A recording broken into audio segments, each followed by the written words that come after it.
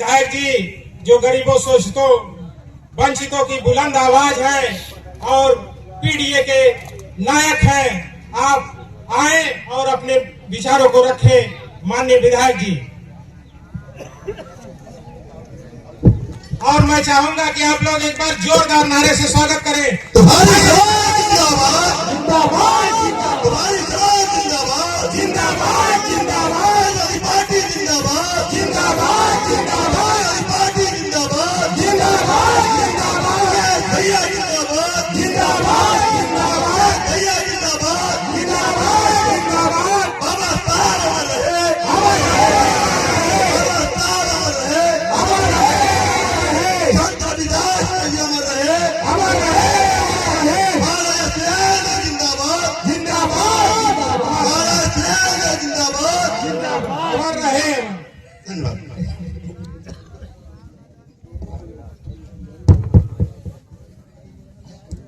धन्यवाद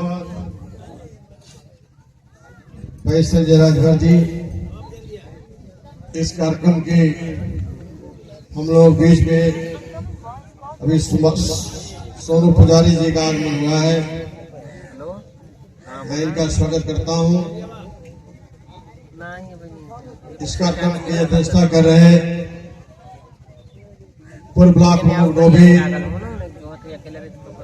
भाई जयप्रकाश राम जी, कार्यक्रम का संचालन कर रहे रामराज राजभर जी, आपके इस माटी के सपूत सम्मानित ग्राम प्रधान लक्ष्मण राजभर जी, मंच पे बैठे हुए, क्योंकि नाम सबका मालूम है, बहुत समय से लोग बैठे, उठा बैठक चल रही है, इसलिए मंच में बैठे हुए सभी सम्मानित नेतागण, सभी ब्लॉक अध्यक्षगण, सभी सेक्टर प्रभारीगण, सामने बैठे हुए पीडीए की आन बान शान महिला बहनें, उपस्थित साथियों, सर्वप्रथम मैं संतों के संत विश्व गुरु संत रविदास जी के चरणों में नमन करता हूं, जिनकी जयंती के अवसर पे हम सब उपस्थित हैं।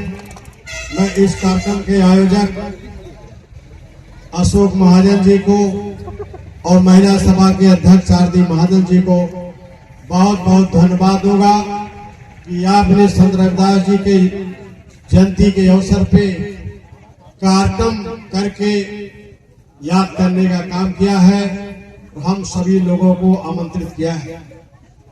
जो समाज अपने पूर्वजों को याद नहीं करता, उसका इतिहास समाप्त हो जाता है।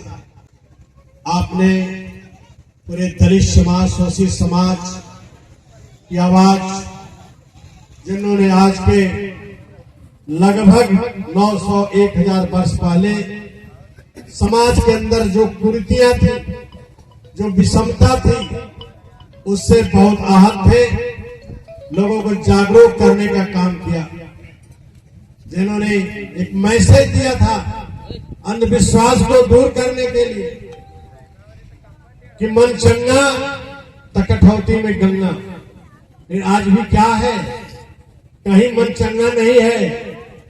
जैसा भाई सुरेंद्र मुसार जी ने इंगित किया कि गोबर पर भी टीका लगवाते हैं, गोबर पर टीका लगवाया जाता है। क्यों गोबर टीका लगवाता है? पंडित इसलिए गोबर टीका लगवाता है, देखिए आप मेंटली डेवलपमेंट हो चुके हैं कि आपका दिमाग में गोबर ही भरा हुआ है, आपका दिमाग गोबर ही है कि आप कुछ डेवलपमेंट किए, इसलिए गोबर पर टीका लगवाया जाता है। यार संघ मनुवादी लोग समय समय पे आपका परीक्षण करते हैं कि कहीं आप अंधविश्वास से दूर तो नहीं जा रहे हैं, इसलिए कि जिस दिन आप अंधविश्वास से दूर हो जाओगे, पूरे प्रदेश और देश के सारी कुर्सियों पर पीडीए का कब्जा हो जाएगा। पार्लियामेंट आपकी होगी, पार्लियामेंट में प्रधानमंत्री आपका होगा, जिस दिन आप सजग हो जाएगा। अंधविश्वास बना रहे, इसके लिए एक टेस्ट हुआ था 1985 या 90 के आसपास, जब गणेश को दूध पिलाया। पूरे दुनिया में जो है ये भाजपाइयों ने लाइन लगवा करके गणेश को दूध पिलाने काम करके ये सिद्ध कर दिया कि आज भी बैकवर्ड दलित जो है 100 साल 1000 पहले की ही मानसिकता वाला है, पहले ही मानसिकता रखता है। इसकी लड़ाई संत रविदास जी ने लड़ी थी, संघर्ष किया था, जो विषमता थी जो है। इसलिए आज पूरा देश, पूरी दुनिया संत रविदास जी को नमन करती है और उनकी जयंती मनाती है।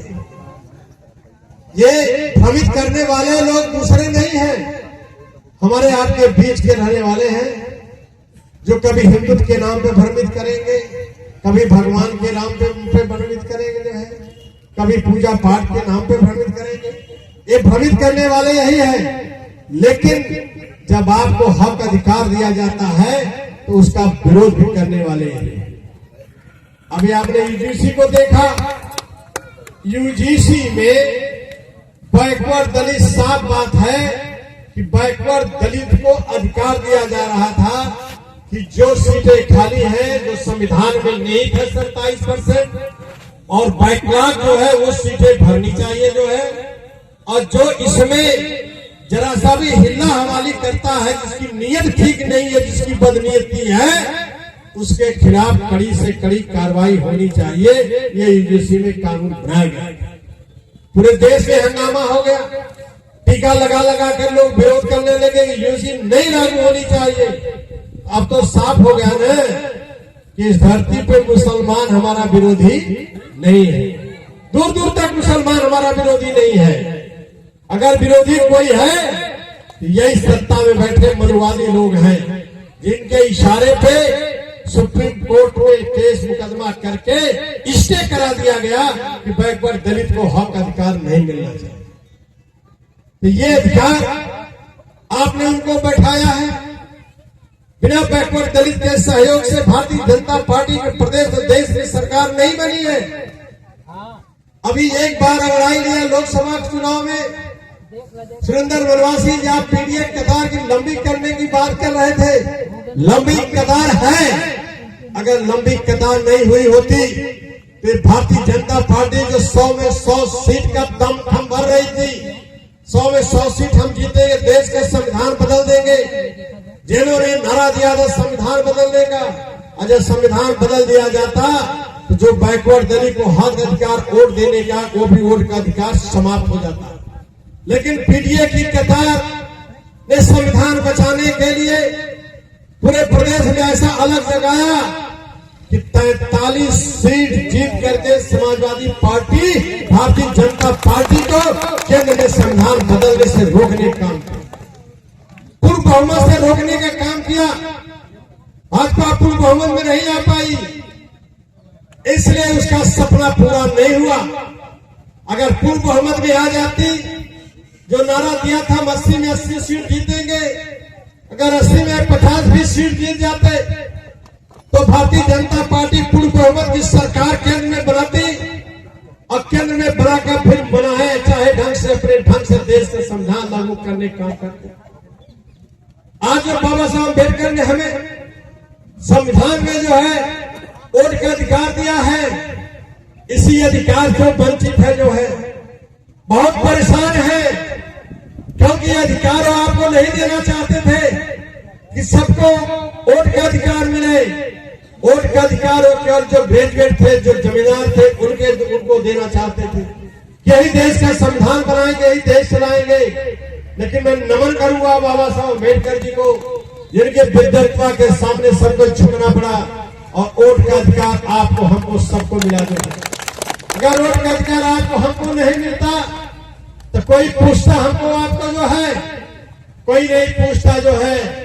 अपने ढंग से जो पूंजीपति जमींदार लोग थे, ग्रेजुएट थे, वो वोट दे के अपने मन की सरकार बना लेते जो है। तो आपको हमसे कोई लड़ाई नहीं लड़ना है, हमें कहने आए आपके अपने हक अधिकार के लिए एकजुट होना है। और भारतीय जनता पार्टी डिवाइड करके, भाजपा के लोग जब वहां हक अधिकार की बात, हमारे पिंडरा में बहुत ज्यादा पटेल, 1 लाख वोट पटेल लोगों का है, वहां बढ़ते हैं पटेल समाज में कहते हैं अरे आप लोग ठीक है, अपने जगह बनल रहा, अगर अनुप्रिया संगे रहमत तब ने मुख्यमंत्री बनी है अनुप्रिया, अरे वो मुख्यमंत्री का सपना दिखाते हैं अनुप्रिया मुख्यमंत्री बने। ऐसे ही छोटी छोटी तमाम पार्टियां हैं जिन लोगों ने बड़ा नारा दिया था, संजय निषाद जी आरक्षण का बड़ा मुद्दा उठाए थे, और जब मंत्री पद पा गए तो आरक्षण और अक्षर सब भुला गए थे। अपने बेटे को भी एमएलए बना लिए, एमपी बना लिए, तब पूरा आरक्षण वो भूल गए जो है, ठीक है वो भूल गए, बन गए जो है। लेकिन बाबा साहब अम्बेडकर का देवा जो अधिकार है, उस अधिकार से भारतीय जनता पार्टी हमेशा कांपती है। आपने सुना होगा जो है, लॉकेट चोर का नाम सुना होगा, आप जो है चेन चोर का नाम सुना होगा, साइकिल चोर का नाम सुना होगा, लेकिन और चोर का नाम आप कभी नहीं सुने होंगे। तो भारतीय जनता पार्टी अब और चोर का काम कर रही है। ये और चोर है जो है और चोरी कर रहे हैं, नाजायज ढंग से लोगों नाम कटवा रहे हैं, और फर्जी सिग्नेचर करके 50-50 पकड़े गए, जो बीएलओ के दिया गया कि इनका नाम काट दीजिए, ये लोग यहां नहीं रहते, जबकि वो लोग यही रहते हैं। ऐसे लोगों से आपको सावधान रहना है।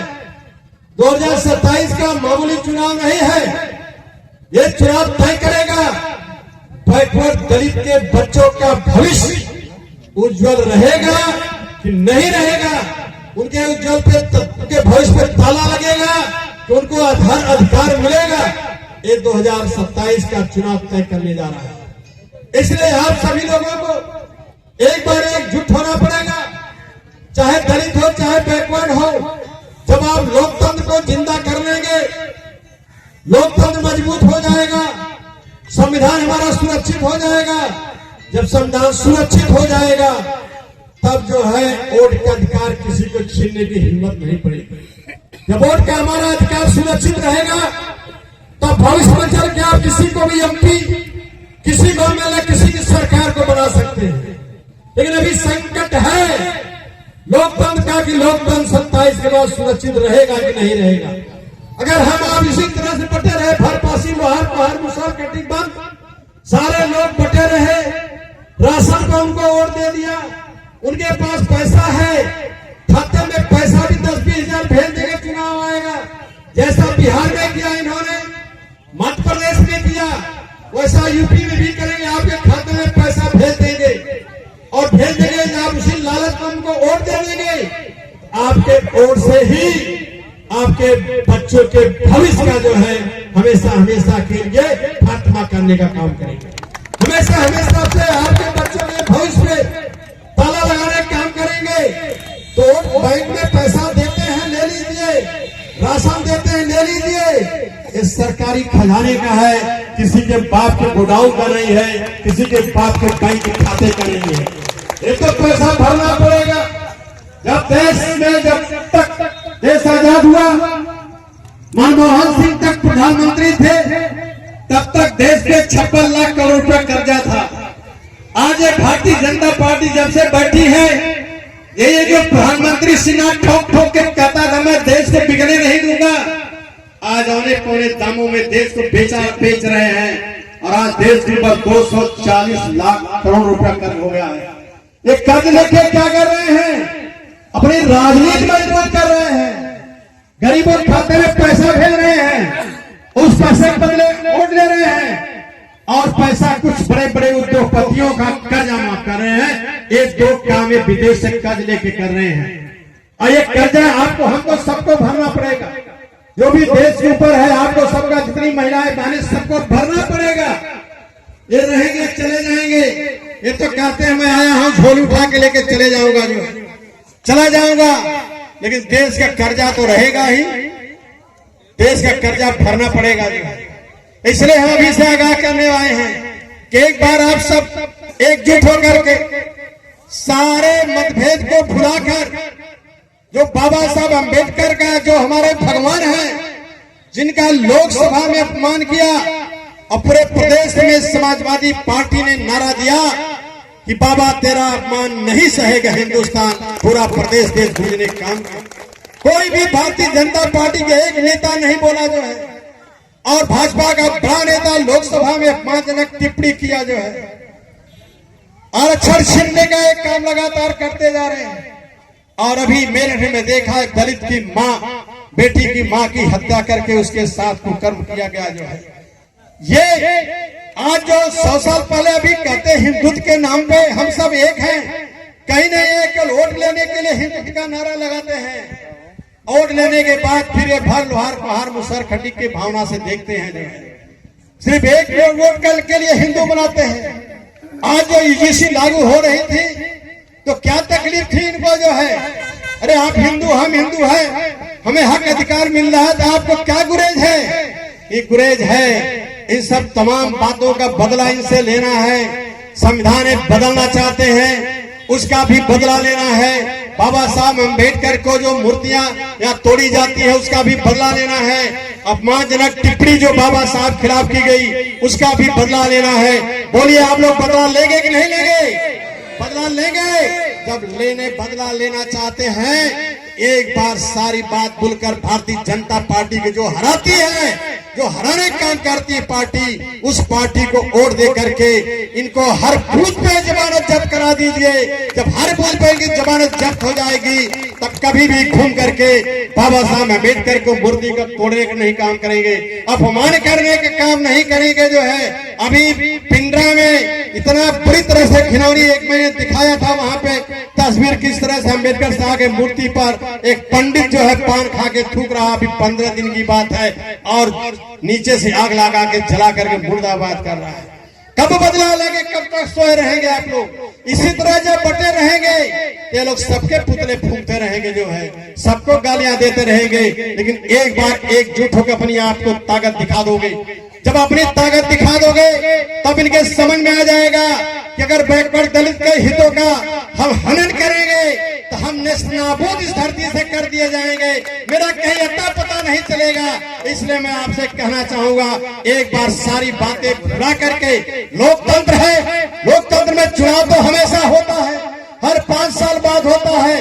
अभी लोकसभा का विधानसभा का चुनाव होगा, फिर जो है लोकसभा का चुनाव होगा 2 साल बाद। लेकिन जब एक बार अपनी ताकत दिखा दोगे एकजुट होकर के, आपका वोट का अधिकार सुरक्षित हो जाएगा, तब भविष्य में आप किसी को भी वोट दे करके आप एमपी एमएलए बना सकते हैं। इसलिए अपने लोकतंत्र को, अपने वोट की सुरक्षा के लिए, बच्चों के भविष्य के लिए आप सारे लोगों को एकजुट होकर के सारी भावनाएं भुला करके जो है संकल्प ले लीजिए कि हम भारतीय जनता पार्टी का हर बूथ पर जमानत जब्त कराएंगे।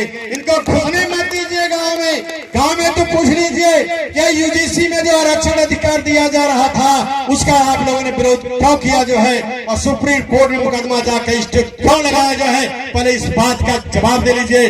69,000 की भर्ती में जिस तरह से बैकवर्ड दलित के बच्चों के सीट को काट करके अगड़ी जात को दे दिया गया, हाई कोर्ट ने भी प्रूव किया, हाई कोर्ट ने भी कहा कि गलतियां हुई हैं, फिर से इसका जो है काउंसलिंग होना चाहिए। लेकिन ये भारतीय जनता पार्टी के लोग अगड़ी जात के बच्चों से हाई सुप्रीम कोर्ट में मुकदमा करके उसको स्टे कराने का काम किया। जब हमको आपको हक अधिकार की बात आती है, जिनको असह्य पीड़ा होती है, जब वोट लेना होता है तो सबको गले लगाने चले जाते हैं। आप ऐसे लोगों से सावधान रहिएगा। इन चंद शब्दों के साथ आप सबको मैं बहुत बहुत धन्यवाद देता हूँ। भाई अशोक महाजन जी को भी धन्यवाद देता हूँ कि आपने ये शानदार गोष्ठी का आयोजन किया संत रविदास जी की जयंती के अवसर पे। धन्यवाद। जय भीम, जय समाजवाद।